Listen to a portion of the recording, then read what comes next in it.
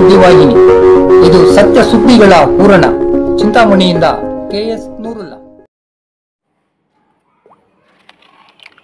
ಕಾಂಗ್ರೆಸ್ಗೆ ಜೈ, ಜೆಡಿಎಸ್ಗೆ good bye ಹೇಳಿದ ಚಿಂತಾಮಣಿಯ ಸಾದಿಕ್.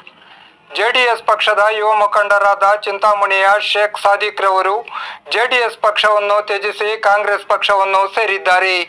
ಚಿಕ್ಕಬಳ್ಳಾಪುರದಲ್ಲಿ ನಡೆದ ಮಸೀದಿ ಮುತವಲ್ಲಿಗಳ ಜಿಲ್ಲಾ ಸಮ್ಮೇಳನದ ಸಂದರ್ಭದಲ್ಲಿ ಸಾದಿಕ್ ರವರು ಕಾಂಗ್ರೆಸ್ ಪಕ್ಷಕ್ಕೆ ಸೇರ್ಪಡೆಗೊಂಡರು. ರಾಜ್ಯದ ಉನ್ನತ ಶಿಕ್ಷಣ ಸಚಿವರಾದ ಡಾಕ್ಟರ್ MC ಸುಧಾಕರ್ ಹಾಗೂ ಮುಖ್ಯಮಂತ್ರಿಗಳ ರಾಜಕೀಯ ಕಾರ್ಯದರ್ಶಿಗಳಾದ ನಸೀರ್ ಅಹಮದ್ ರವರ ಸೂಚನೆಯ ಮೇರೆಗೆ ವಕ್ಫ್ ಖಾತೆ ಸಚಿವರಾದ ಜಮೀರ್ ಅಹಮದ್ ಖಾನ್ ರವರು ಕಾಂಗ್ರೆಸ್ ಪಕ್ಷದ ಶಾಲನ್ನು ಹೊದಿಸುವುದರ ಮೂಲಕ ಸಾದಿಕ್ ರವರನ್ನು ಪಕ್ಷಕ್ಕೆ ಬರಮಾಡಿಕೊಂಡರು. ಈ ಸಂದರ್ಭದಲ್ಲಿ ಚಿಕ್ಕಬಳ್ಳಾಪುರದ ಶಾಸಕರಾದ ಪ್ರದೀಪ್ ಈಶ್ವರ್ ಸೇರಿದಂತೆ ಹಲವು ಗಣ್ಯರು ಉಪಸ್ಥಿತರಿದ್ದರು. ಸಾದಿಕ್ ರವರು ಜೆಡಿಎಸ್ ಪಕ್ಷದಲ್ಲಿ ಕ್ರಿಯಾಶೀಲ ಹಾಗೂ ಪ್ರಭಾವಿ ವ್ಯಕ್ತಿಯಾಗಿ ಗುರುತಿಸಿಕೊಂಡಿದ್ದರು. ಇವರ ಪತ್ನಿ ನಗರದ 29ನೇ ವಾರ್ಡಿನ ನಗರಸಭಾ ಸದಸ್ಯರಾಗಿದ್ದಾರೆ. ಉತ್ತಮ ವಾಗ್ಮಿಗಳು ಆಗಿರುವ ಸಾದಿಕ್ ರವರು ಸಾರ್ವಜನಿಕರೊಂದಿಗೆ ಉತ್ತಮ ಬಾಂಧವ್ಯ ಹೊಂದಿದ ವ್ಯಕ್ತಿಯಾಗಿದ್ದಾರೆ.